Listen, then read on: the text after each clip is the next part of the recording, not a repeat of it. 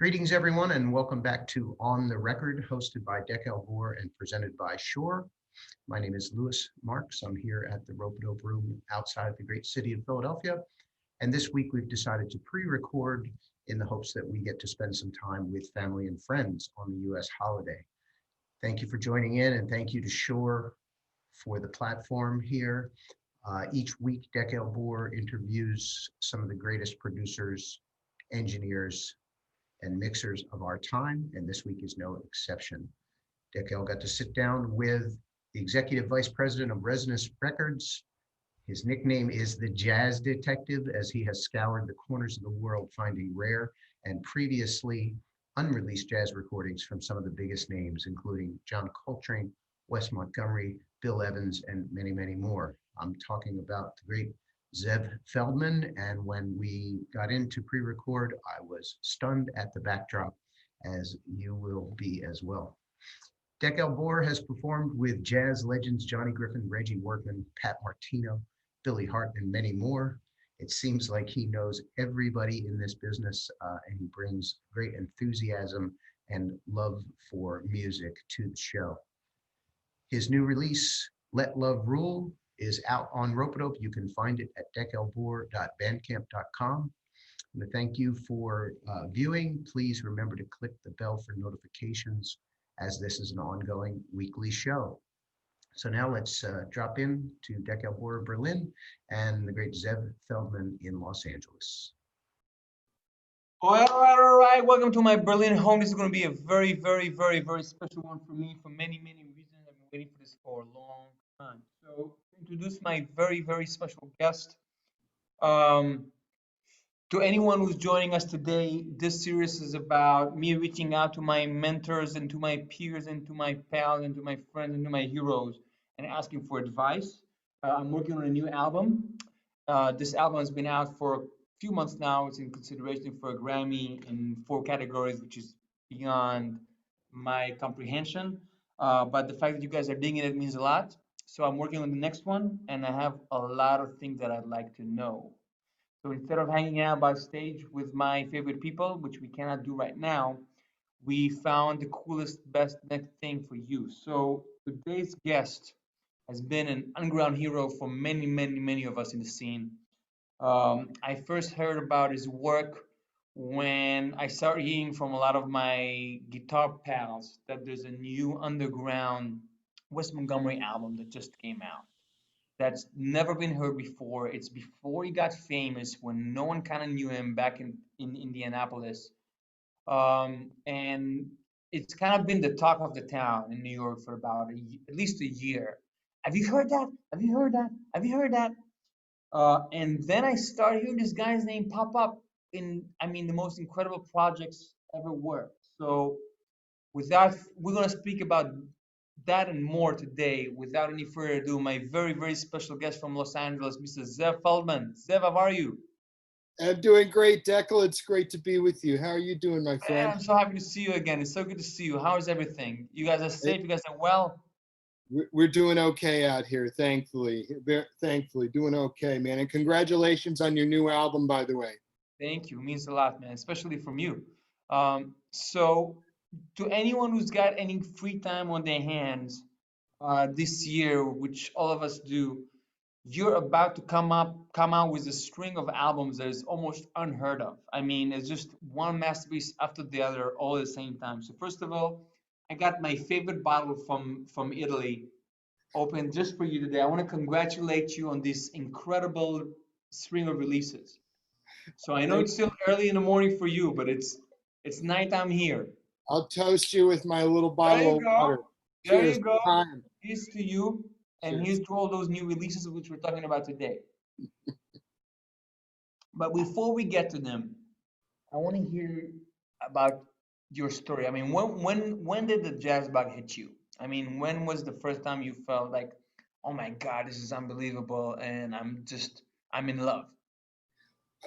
It's interesting because jazz is a part of the bloodline of my family. I have many musicians in my family. My great uncle actually is the first person in the 1963 edition of the Leonard Feather Encyclopedia of Jazz. This is Wow. my grandmother's brother What named Alvin capacity? A. Barron. Yeah.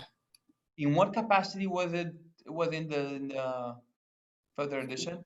Well, my 1963, my great uncle, my grandmother's brother, played with Les Brown and the Band of Renown, Wow. Sentimental Journey. They played tours all around the world with people like Bob Hope. He played with Jack Teagarden and Horace Heidt and Dave Pell, and he's just really a hero of our family. And we have also my great grandparents had a family band. There were seven children, and everyone played a musical instrument. Jazz, though, has been something that's been very central in my family. My father, to answer your question, turned me on. He would play Wes Montgomery and Nancy Wilson and Jimmy Which Smith. album? Do you remember which West album was it for Yeah, you? I have to tell you, my father was really big into bumping and a lot of that later period West. Although it was interesting because, I don't have it here, but I just found an original pressing of Bumpin'. oh, It really? sounds amazing. My father has great taste in music, and I remember being a little boy, he would pick me up from summer camp, and in the afternoons there was a radio program in the Washington D.C. area called Caravan on WDCU FM, and you would tune in at 5 o'clock, and the theme music was Wes Montgomery doing Caravan Ah, from Moving West, and I'll yeah, just yeah, remember how I loved hearing that song every day. But I think I became primed, and there was a lot of, I think the key word is self-discovery and yeah. just being generally interested. Dekel, I'm sure you too, man. We dig for things. We find things that catch our ear, and Absolutely. then we keep investigating, right? So I can tell you that my West, I don't know if I should say love affair or mad obsession, but it started with Smoking on the Half Note. I got that on CD. And man, I think that's all I listened to for like a year. That's all I listened to. And then I think it was passed over and I could choose my gift. And I asked for the box set of the Riverside recordings. It came with with that nice booklet. And You mean this? How do yeah, you like that? I did, On cue, just like that. You're right here in my library, so I have things at a hand's absolutely, grab. absolutely. And then I remember just taking rides with my dad on his in his car and just kind of putting the different CDs on. And just like you say, it's a discovery. Like you immerse yourself in it, and you discover things, and you learn things, and it's just there's just it's just kind of and that's one more direction that led me actually to your work because you came out with the tape from Seattle, the Seattle tapes from the famous tour of the Wynton Kelly and West. And that was for me, I mean, I was like, I got to get this guy on the phone. I think this is like 2 years ago or something. Like I got to know what else he's hiding in those vaults. So you want to talk about some records? I do. I just got to say though, like working on these projects, when I hear you talk about your enjoyments and listening, No, no, no, it's no, no, it, no, no. You're insulting me. This is not about enjoyment. This is it don't belittle this. Listen, you be honest. For guys like us to come up with uh like if there's like an album or a period of an artist that you are madly in love with, and I have that kind of relationship with almost any artist that I love. Like there's gonna be a period in their musical journey that resonates with me the most. I find. And you kind of exhaust whatever available recordings you have from that period. Now imagine you do that for 15 years or something like that. And then someone like you comes out with something that's completely out of the blue for someone like me. That's I mean, it's like boom. It's it's it's life changing. I mean, just be able to hear that he has a different tone. He's using a vibrato effect. I mean, Wes with effects for a guitar player is like wow. And just a way to hear them with a different basis and to hear them, slightly like a couple months later. I mean, everybody talk about Wynton Kelly in the early years, in the Miles years, in the Sarah Vaughan years, but there's a pocket of time around 64, 65, 66, and they would back a lot of home players. Joe Henderson, Mm. Big Joe, a lot of guys. Mhm. And I mean, he just sounds, he's kind of out, he's not so young anymore. And he has just, he's kind of out of this world. I mean, there's a sense of, it's, the stew has been on the fire for, for the time that it needed. I'm just, I I can go feel on the and on. I feel the same way about 64 to 66 from Wes. You talk about these half note recordings that, for instance, Pat Metheny has put up on a pedestal and shared his enthusiasm publicly. There is something magical that's happening, but I think it's also the cohesiveness of these guys that were playing together night after night. And the half note stuff's unbelievable. There's also half note stuff that hasn't been officially released before.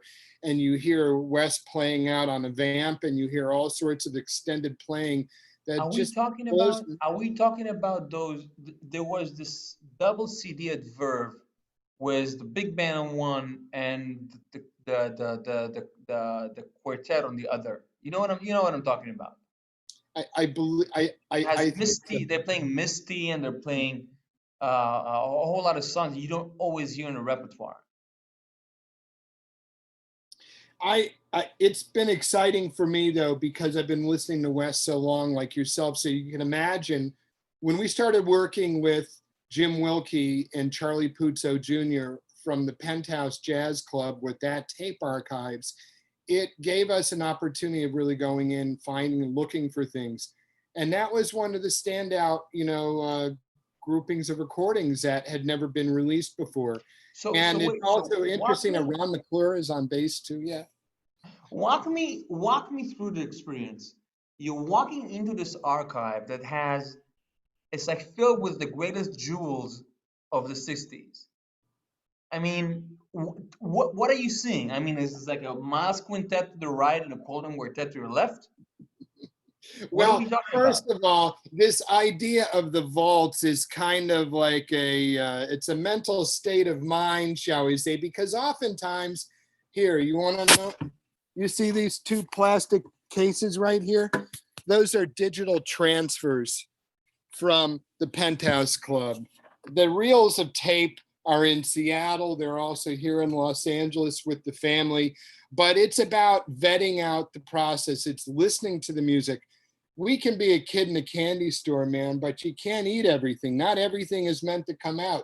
You got to vet stuff. You got to listen to it. You got to hear what it is. But regarding the tape vaults, but the vaults though, it's about, I get digital transfers that are made. Then we listen to it. I don't have a reel-to-reel machine here at home. I wish I had a Studer here or something applicable. It would be nice to have that. But, I work heavily with recording engineers who will digitize files. They send them to me. And then I'll work perhaps with a music consultant like yourself or trumpeter David Weiss or another individual. And we really try to listen carefully. There's a distinction between good and great, Dekel. And we really have to look out for the artists and their legacies and make sure that we're issuing only the very best. And sometimes, I hate to say it, but sometimes not all the best comes out. Not for me. I think that we have to scrutinize and make those larger decisions about these artists and their legacies. So I gotta ask you about this because I'm one of those guys. I started performing like full time when I was 16 or 17, and I'm 40 now. So most of my life was playing to audiences where people were not holding a camera phone and not holding Zoom machines. It was a very authentic, homogenic situation. And it allowed you to explore things in a very healthy way. I mean, if you made a mistake, it wasn't the end of the world. I mean, it was about the experience. It wasn't about a certain level of perfection to the performance. And nowadays, I mean, you go to a club and the cats themselves are playing are taping the gig so they can upload it to their social media. I mean, even a gig now is a product. And there's something about going on tour and just letting the music kind of work itself and not worry if it's like this or like that. and just kind of being in the process and not in the product side of things, that I think is we're kind of losing with today's culture. So I want to ask you, how do you decide which tapes should end up on record and which tapes we should honor the original state of it, of just being a great gig? Well, I think it comes down to how great the music is. I think there's different methodologies for different A&R people, but for me and what I do with George Claben, or actually lately what I've been doing with Blue Note Records, is really making sure that we have the best. It's such an important decision to make. So, you want to choose the right material. You want to make sure that the music is great versus good, perhaps. And there's all sorts of those critiques, those factors that come into play. Also, the fidelity could be an issue, but really, at first, it comes down to the music. Is the music cooking? Do you like the music? Is it special? Is there something historically significant? But is the music great? Story's great, but the music is the first story to tell. Hey, how is it burning? Did it move you when you listen to it? I think Tommy LaPuma had this expression. Does it make you shake your ass? I don't think I'm going to say it like that, but there's got to be something that moves you, man. And like with the music that we put out, and I get to work on so many of these productions, when you hear something for the first time, though, there is that moment of honesty where you're looking at it and you're listening to this, and it's easy to get blinded to, but you have to know, does it move me? And then you really got to listen again. Then you got to listen again, and you got to listen carefully. I can tell you that I've been in that situation so many times. I mean, I just came out with an album that's been getting a lot of attention, but I recorded so many times before, and we either shelved the release after it was released because I felt like I didn't sound good enough. And there are these two albums was Robert Sagan producing in New York that we released it, and like as soon as the license was up, I just shelved the release. And there were so many times where I'm at the studio with the band, and then you take the tapes home and you listen to them, and you have to ask yourself, is this it? Is this what I want people to know me for? Is this, and that's a very difficult question to ask. And this is something that I can do with, for my own music. I mean, you're basically holding other people's music in your hand. I mean, the responsibility is that much time greater. Yeah, because the truth is there are some record labels that would probably take everything just to put it out. There are a lot of these collectors, nefarious labels where artists aren't paid, if you know what I'm talking about. There's that word bootleg that slips in. And you know what though, but you got to look at really what's doing right by the artist and their legacy. You're right, it's like playing God sometimes. But I think we know, that's why I like to have more than one person listen to it. It's not just me making a decision. See, Dekel, you're also a musician. I've played music a little bit in my life, but not to the extent that yet you have and other musicians. It takes a discerning ear to have the right critique. But we have to ask ourselves these very important questions, because you know what? It's not fair to the artists. They're not here. We're just trying to make the best decisions possible. Absolutely. Absolutely. But even all the great artists that I know or learn from or hang with, we're all fans at the end of the day. I mean, it really comes down to that. So I want to talk about the first album that I got from you. I got it at least a year to a year and a half ago. It's Johnny Griffin and Lockjaw Davis live at the Penthouse. So this has a very, very, very special meaning for me, mainly because I got to play with Johnny Griffin and I got to play with Oris Perlin. I was living in Denmark when I was 19 for a year, and I got a gig with Niels Henning Orsted Pedersen. And it really kind of kept me in Copenhagen because I could not deal with the weather. I could not hang. It was too cold for me.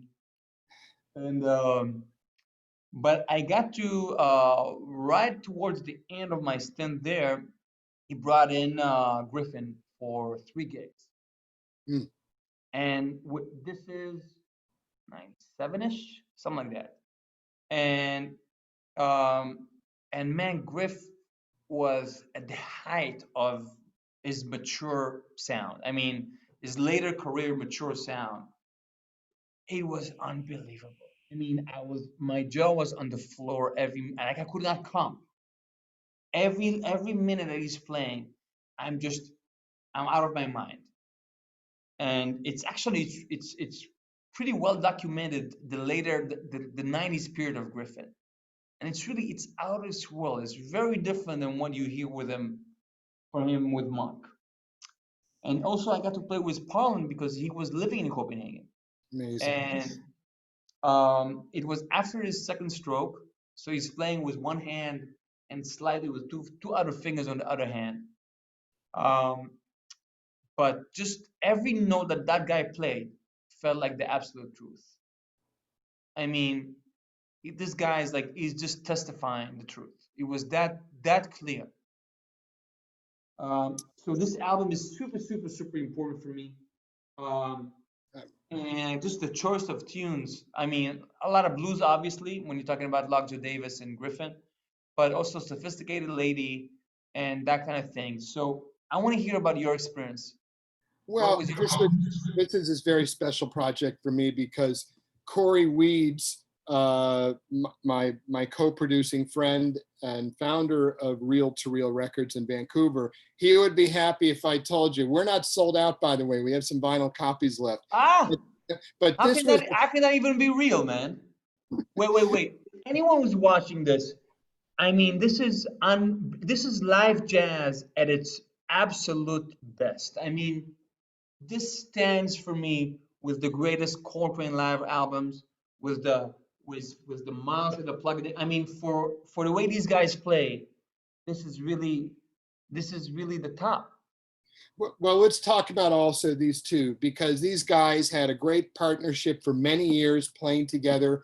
You know, the albums on Prestige Records, Up at Minton's Playhouse, the second set, the late set, these were records that really speak to me and I listen to, and I love this music. So to find and discover that there were 2 radio broadcasts that were done of this band, and it was just sitting in the archives, we listened to the music and it was like, this is burning. Like, this needs to come out. So it was pretty unanimous. It's all those guys at their best. Art Taylor, Ors Sparlin. I mean, these guys they're the best you can, they're best really. It's exciting music, and it's just another extension, another chapter of their ongoing musical partnership. So, 60 years later to have a discovery like this, to me, it's very revelatory. But also, hey, you and me, I'm talking for us here. We love this music, so it's it's right in the pocket for so much of it, and it's got a groove. These guys really just play their asses off. Absolutely, and I also think that what you guys are doing is very very special, because a lot of your thing is about live tapes, a lot of your work, and I think it's easy for people to forget that us jazz musicians, unlike pop or rock, when people they tour in support of the album, I mean, we record so we can go out. I mean, it's always about getting on stage and seeing what the night will bring, and it's always about how music develops over time on tour, and it's always about meeting people before the gig, after the gig, during. I mean, it's the live experience in jazz is really, it's the majority of where the music really lives. Mhm. I mean, if we talk about how many Coltrane albums there are as opposed to how many gigs they're played, or I mean, so the next that I want to speak about is another very very very special one. This is just coming out, Big Joe in Baltimore, Big George. I mean, this guy is playing the best repertoire you could ever hear him. This was where he was already kind of like I don't want to say I mean, this is like mature George Coleman. It's not the early Miles years. It's not even, it's in a slot later with with the quartet afterwards.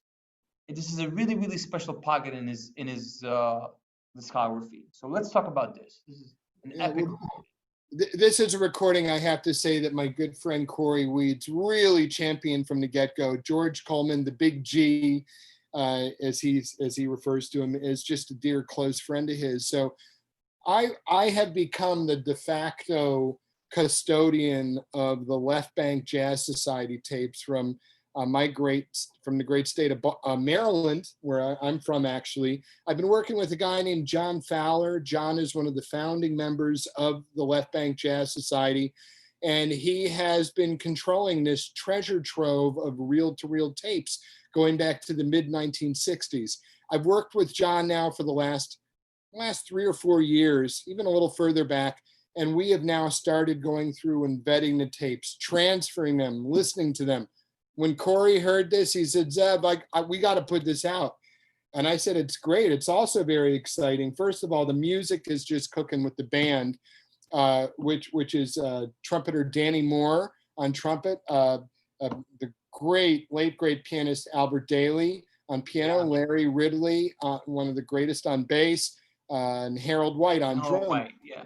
And this is from 1971. So believe it or not, I believe if we look at a discography, this actually predates all the other albums that George Coleman made as a leader. It wasn't Absolutely. until I think around 75 to 77, I think maybe on Inja or Inner City was it, that maybe he had an album that came out as a leader, which is surprising because, he's playing with Miles. Of course. He played with Wynton Kelly, he played with all these killer guys, but you don't really think of, I guess, so this is very special for us. And we have a wonderful package with great liner notes written also by Michael Kaskuna, and some wonderful interviews, including George Coleman in the inside, Eric McPherson. Anyways, it's just And it's also very the exciting. repertoire. I mean, Afternoon in Paris, Joy Spring, Body and Soul. I mean, it's just the most incredible repertoire. Mm-hmm. So, No, and I also, I'm holding mine too, actually here. there you go. And it was also very nice too. We had for all those Tone Poet fans out there, we had the great LP mastering engineer Kevin Gray of Coherent Audio cut the lacquers. Yeah, that's a hometown project for me all the way. And Absolutely. So let's continue with Monty Alexander. I Okay. mean, this is another one of those string of albums that's coming out for Thanksgiving. Yes, they'll be out for Record Store Day next Friday, November 27th. And then which is actually tomorrow, if for anyone who's watching this. Of course it is. Of course it is. So tell me about, again, the repertoire is unbelievable. I mean, anyone that knows Monty, you get to hear Samba, Love You Madly, there's just Body and Soul. There's just so much here. He's even doing a cover of Christopher Cross's Arthur's Theme. Here's my take on Monty. I've known Monty for a number of years now. I actually first met Mr. Alexander going back to the mid 1990s when I worked at Polygram, and I was involved in an album that he had put out called Yard Movement with his good friend Ernie Ranglin on the Island Jamaica Jazz label. And when I came to Resonance, George Claben and I both were kind of kindred spirits in the fact that we love Monty. I love Monty's piano playing. He is a descendant of people like Nat King Cole and Errol Garner and so many other greats. And he has this charisma and this really beautiful energy that comes out in his playing. And I've been collecting his records for a long time. Flash forward to 2019, George Claben starts working with Monty and starts going through his tape archives. And we found these recordings that were made at a club called Bubba's, which was in Fort Lauderdale back in 1982. And it was recorded by a guy named Mac Emerin. A lot of people recorded there. A lot of people recorded there, from Jaco Pastorius to a lot of people recorded there. Ira Sullivan, a lot of guys recorded at Bubba's. But what was really special about these recordings is the legendary recording engineer, Mac Emmerman. A lot of people may know from his work with Aretha Franklin, Eric Clapton, countless others. He had the very famous Criteria recording studio. He brought a truck, man. They had the soundtrack coming and they recorded this music in 24 track.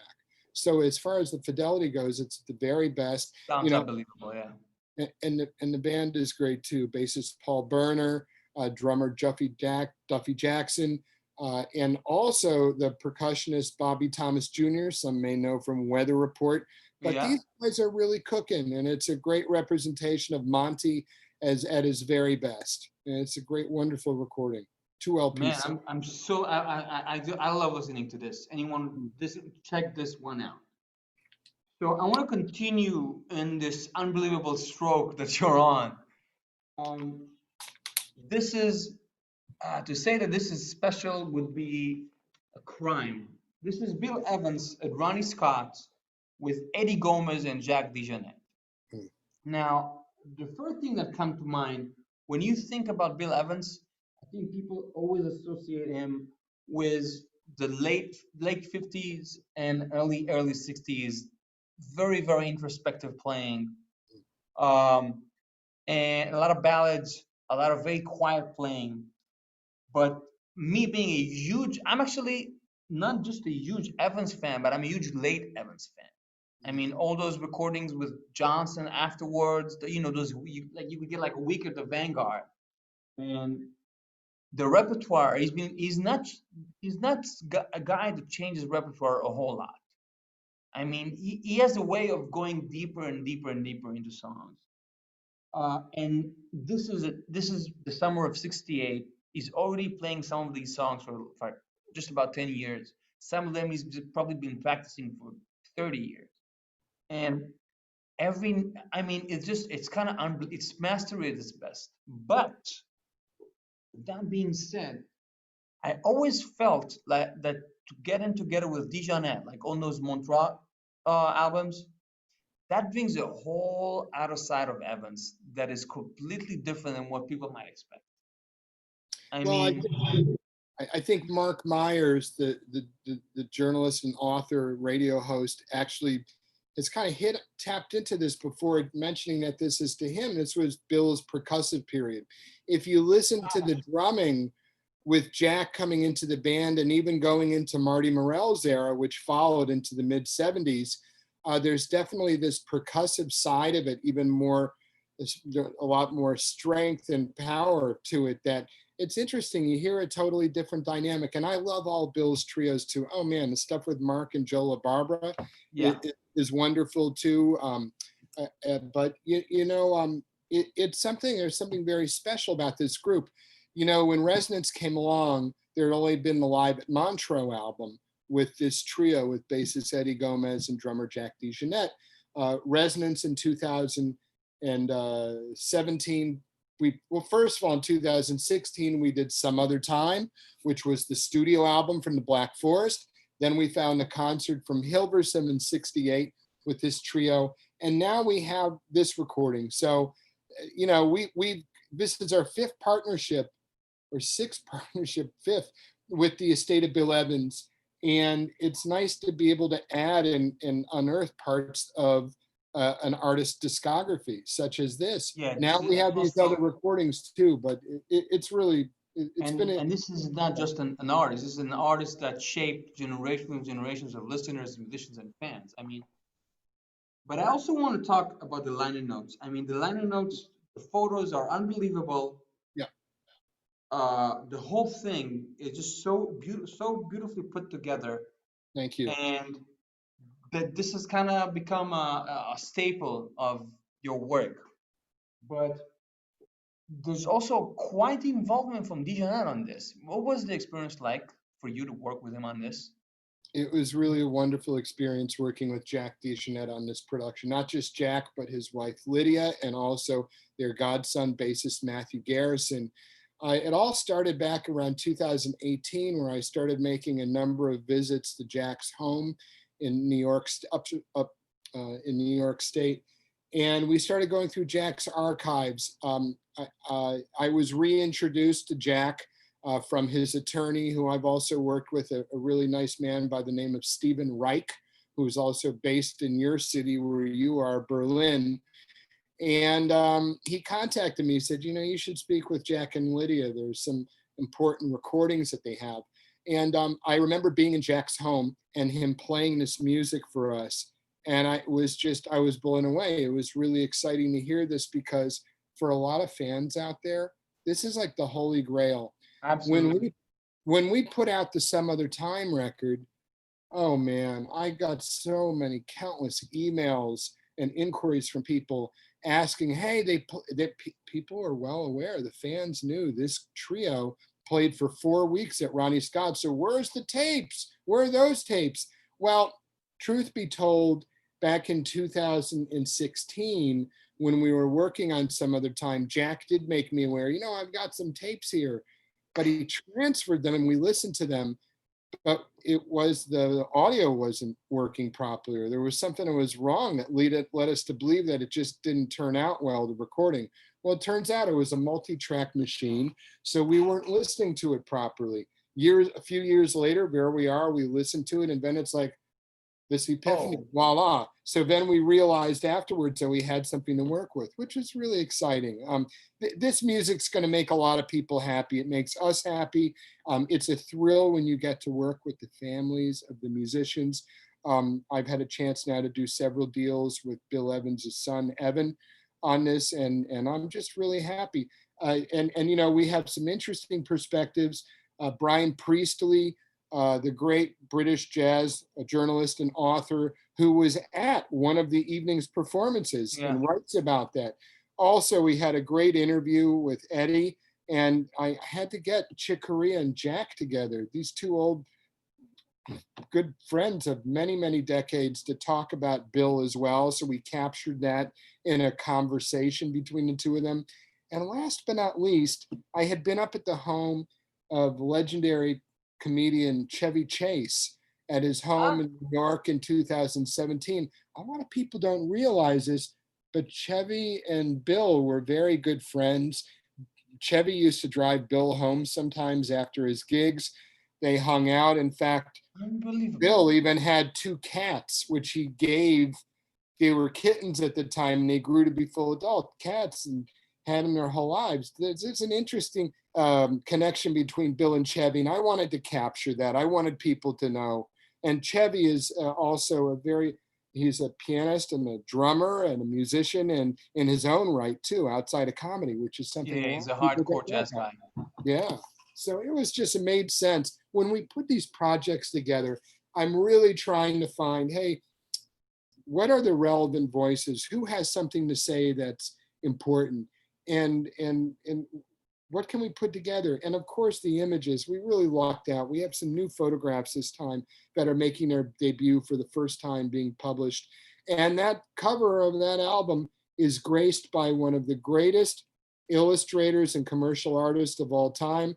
I'm talking about the great David Stone Martin, who many folks are aware from his work on Verve, Clef, Mercury, Norgran Records. You know, album covers such as legendary artists like Charlie Parker and Billie Holiday. I knew about this. All those Ella Fitzgerald ones. This guy's epic. Yeah. So I knew about this painting from my good friend Cynthia Sesso at CTS Images, which is a photo agency that we work very closely with. And Cynthia, in the mid-1980s, met with David Stone Martin at his home in Connecticut, and she asked him to do this, and he did it for her.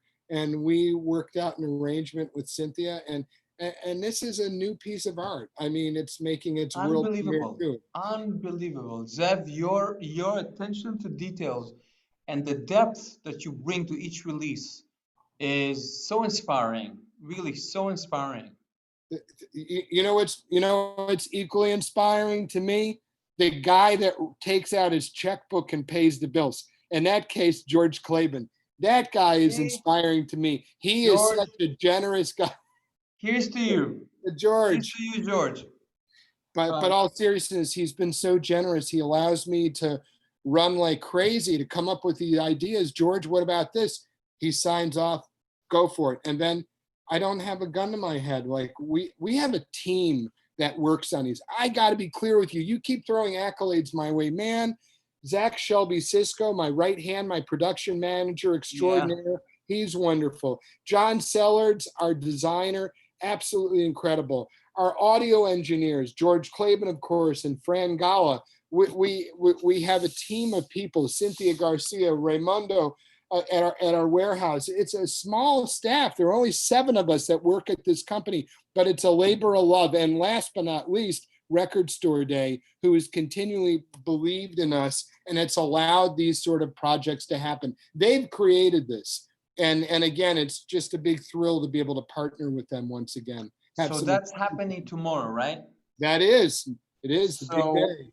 I wanna get to the what for me is the crown jewel. Oh yeah? I've always been, I mean, the most hardcore Sonny Rollins guy, and this is just coming out. I mean, to talk about the Holy Grail, Jesus, what are we talking about? Just to put things into perspective, Sonny Rollins was probably the guy that ever made the saxophone trio become a thing. I mean, we're talking about one of the most epic live recordings of all time at the Vanguard was Alvin and Wilbur Ware.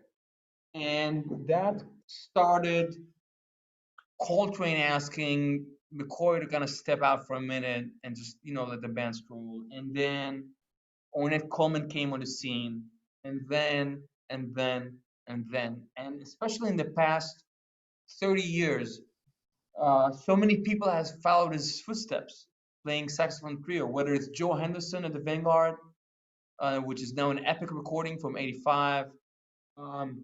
That State of continued, tenor. it continued to brand from Marsalis trio, Kenny Garrett trio, Joe Lovano trio.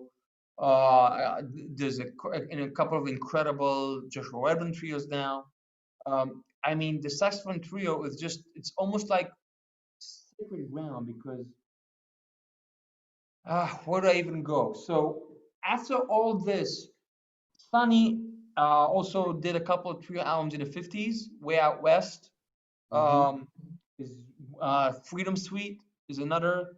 Yeah, And then he came up with an epic recording that's half trio, half with Freddie Hubbard called East Broadway Rundown. And then nothing, crickets, for what, like 15 years or so. There's no album releases. And when he came back to releasing albums, they were kind of different. It was all, the 70s kicked in, styles change, fashion change, culture changes. Zev, what you came up with is nothing short of legendary material. So this is Sonny.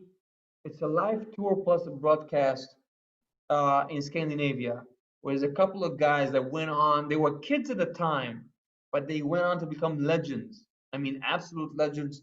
Han Bennick is universally known as the guy that played on Dolphy's Last Date. Am I correct on this? Correct. Yeah. But he's on countless recordings in Europe. I mean, if you go to a record store in Europe and you go through the European labels, he's everywhere. This guy's an absolute legend. And Rod Jacobs, I mean, another legend. He played with anyone from Louis Armstrong to everyone and their mother. I mean, really. Andre Rieu. Yeah. So, these recordings are really special. First of all, I got to tip my hat to Frank Jochimsen of the Netherlands Jazz Archive, who I've had the great fortune of working with on a couple of productions, including the Bill Evans Another Time release, where we're co-producers. Frank found these recordings and several years ago came to me. And he had first of all, we've got 3 settings. We have the recordings from the Vara Studios where Dolphy recorded Last Date. We have this recording from a television program from a club called the Go-Go Club in Utrecht, I'm trying to pronounce that. My Dutch is not so great. And then we also had a performance that was done in Arnhem. So we really had this captured narrative from 67, and you nailed it. Sonny wasn't recorded to a recording contract, I believe, till 71, 72, when Milestone and he and Orrin Keepnews got back together again. But it's something about the trio.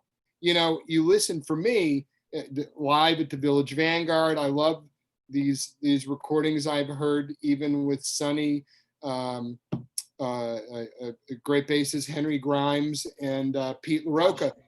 It is playing out there without a net. Come on, man. When you play with a bassist and drummer, what's it like with you?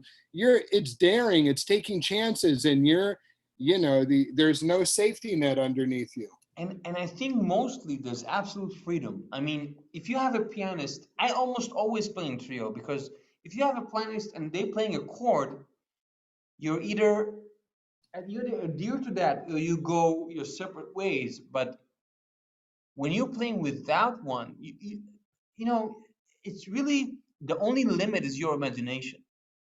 And there's no one that can come close to the imagination of Sonny Rollins. I mean, especially at that pocket of time. But I mean, this, from what I'm reading in the liner notes, again, I cannot even, how do I go about this release? First of all, it's a triple vinyl release, which is, it's unbelievable. Just look at this. I mean, it looks, the photographs, the artwork is unbelievable. We were so fortunate, Dekel, because on this project, we also had probably more photographs that we had access to than probably many other projects, most that we work on. We had really an abundance of images that had been previously unpublished. Most people haven't seen them before, at least. And there were photographs captured at all these performances. I want people to see this. You can see the guys, you know, listening to Sonny warm up. It's unbelievable, unbelievable. So what I'm learning here is that he didn't even let them know which tune he's playing. He just started playing, and they just kind of have to keep up. But these guys, I mean, there were probably 20 at a time, and it sounds like a band. I mean, it's almost like a miracle. It sounds like an actual band. It sounds like Sonny's having the time of his life. So after I spoke about how beautiful the release is, how beautiful the artwork, how incredible the liner notes are, and the sound is amazing. Another Kevin Gray mastering masterpiece. Thank you. From reading the liner notes, I'm getting that you spoke to Sonny about this.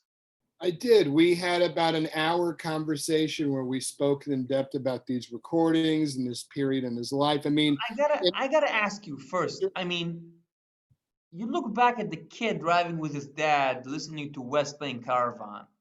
Were you thinking that, you know, a minute from now I'm speaking to Sonny Rollins about an album that I'm producing? I mean, how wild is that? That's unbelievable. No, you're not far off. And I have to tell you something. We even had the good fortune of speaking a few days ago by phone. And it's always so nice to hear from Sonny. And when we speak, he's just really such a kind and gentle man and so wise. But it's daunting. I mean, I get a little intimidated sometimes. And you know, I've met Sonny a few times over the years. I think I first met him when I was 19 or 20. And he allowed a whole group of us kids to hang out backstage with him and his wife at the time. And and we did an in-store.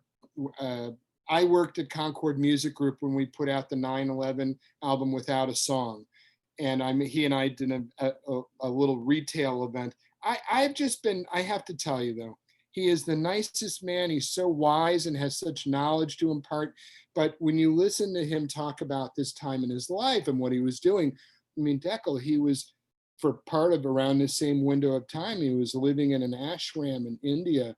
And this is a guy so in touch with himself, just so emotionally mature. And just it's great. But yeah, I get intimidated sometimes. This is the saxophone colossus. I mean, what are we talking about? I know, and it's nice though, but yeah, I do sometimes feel that way, and but he's made me feel so comfortable, and when you hear Sonny laugh, and just sharing a conversation with him has been really such a gift. I feel so fortunate, I I'm have so to tell lucky. you, I have to tell you that the fortunate ones are really us, the fans, because just to be able to read his experience of and the way those years look now through his eyes is kind of unbelievable. It's really unbelievable. But what's even more unbelievable is adding a very, very vital chapter in an illustrious career. I mean, one of the greatest who ever lived. Um, this is not something from some forgotten period in his life. This is a very, very, very special tour that not only deserves to be documented, but it's an important release. So Zev, anyone who's checking this out now, this is a string of releases that's all coming tomorrow. I mean, you guys are on such a roll over there. This is Bill Evans, Sonny Rollins, Monty Thank you. Alexander, and Big George Coleman. It's kind of like you don't sleep at night at all, huh? Just to get all this done. I have a great team. We work well together. I have to tell That's you, amazing. it's such an enjoyable time working on these productions. They become like your children, and I just, Absolutely. the journey and putting them together. And then when you finally, after months and months or a year or two goes by, here I am with you talking about this. It's great to realize all this and have So it come I out. have last two questions. The Sure. first one is, um, are you guys ever like you guys are mostly dealing with pre-recorded material? You don't produce any music. Is this Well, ever a line that you guys see yourself crossing into? Well, at the Resonance label, we actually do produce new living artists. My Ah, co-president, beautiful. George Claben, does it. So we put out albums from just Christian House, Tamir Hendelman, vocalist Polly Gibbons, uh, uh, uh, pianist Donald Vega. There have been a Amazing, bunch. amazing. We have, I love Donald. oh, and of course, We should have him on the show. and Eddie Daniels too. You should have Ah, done it. beautiful, beautiful. Let's get Eddie. And so that's amazing to hear. And these are all albums I'm about to check out. And the last one is, what's next as far as releases from Resonance? What should we Well, expect? I'll share with you what I'm working on, a Resonance and outside. At Resonance right now, we're working on an upcoming recording of previously unissued recordings of Roy Hargrove, which we're Whoa! working with the family of Roy Hargrove. That'll be coming out I'm a next year. huge horror fan. I, I got to play I, with him more than a minute. we're going to have an announcement coming very soon. Stand by for that. Unbelievable. But that'll be coming out in April. And then we're also going to be doing, I think, a reissue of one of our other titles in the catalog. I'm working with the Reel to Reel label right now on unissued recordings of Harold Land that were made at the Nice. Penthouse and in the 60s. I think it's Who's 62, 64, who's in the 65. band? Well, Hampton Hawes. There's some Ah, recordings of Buddy Montgomery, also Carmel Jones on trumpet. beautiful. This is going to be a really I'm wonderful getting this release. one. I'm getting. I'm the first to get this one. All right, man. It's going to be beautiful. It's coming out next April. And then later for next year, I'm working with the family of drummer Roy Brooks right now Oh, on some wow. inspiring recordings that were done in 1971 at the Left Bank with Woody Shaw, Carlos Garnett, Harold Mayburn, Cecil McBee, and Brooks. And that's going to come. And hold on to your hat, mates. I've got one of the most just elaborative productions that I've ever worked on coming for Blue Note Records, which looks like it's going to come sometime at the end of March. There'll be details coming soon. And just there's just a lot happening. I'm so lucky. Also, I should throw in a quick plug too. I'm working on 2 coffee table books at the moment, which will be coming out in 2021. I'm working on a book with my hero and mentor, Don Schlitten, who was really one of the architects of jazz music. He was a producer and designer for, amongst other labels, Prestige Records. This is so And, beautiful. and All of these projects are so inspiring, man. This is so, oh you're man, such a beautiful, inspiring role. I mean, it's unbelievable. thank you. And last but not least, I'm also working with the family of David Stone Martin on a coffee table book of illustrations of David Amazing. Stone Martin. So And all of I'm just this, lucky, man. I just wanted to keep going. I'm just having the time of my life. I'm also just I'm working hard, but I also I'm really focused on my health. It's you know, to me it's about having a balance now. I'm a single guy. I live by myself, you know, and in these COVID times, it's like day after day after day. I won't lie. I look forward to business hours. Gives me a chance to interact with my colleagues. These are just challenging times, but we've got music and inspiration and other things to uplift us. And I think that we're very fortunate if we can find something and it happens to be a Sonny Rollins release or Bill Evans or Monty Alexander, whatever, George Coleman. It's nice to find things that move us. And I just feel so privileged and blessed to have that, to have an appreciation. And the fact that people like yourself are supporting these releases, thank you so much for man, all the Zev, support out there. I say this to you, I say it to everyone out there. I'm such a big fan. So let me close by saying, first of all, um, this is a very Thanksgiving special, a very, very different kind of episode. I'm so thankful for all the music that I'm getting from residents over the past, just as a fan and as a buyer, over the past 6, 8 years. I mean, I have Billy Hart with Lovano and Lieb. I got, I mean, a lot of those CDs, all the West stuff. I mean, I'm just so thankful for your work, and I'm thankful for this incredible community around us that I keep tapping into for support and for encouragement. I'm super thankful for those releases. This is a very, very, very special one for me. I'm thankful for JazzTimes for hosting this incredible series. Zev, I'm so thankful for you. Thanks so much for coming on the show. I mean, it's such an absolute joy to talk to you about these landmark recordings. Anyone who's interested, You. all those albums are out tomorrow. They're amazing. Go and get them, and have a great Thanksgiving with for you and your family and your loved ones. Next week we're having Court Winkle, who has an incredible new release called Angels Around. So join us, and we'll see you guys all soon. Stay safe, and Zev, stay loud, and I'll see you real soon, buddy. You got it, my friend. Thanks again. All right, Thanks, bye bye. everyone.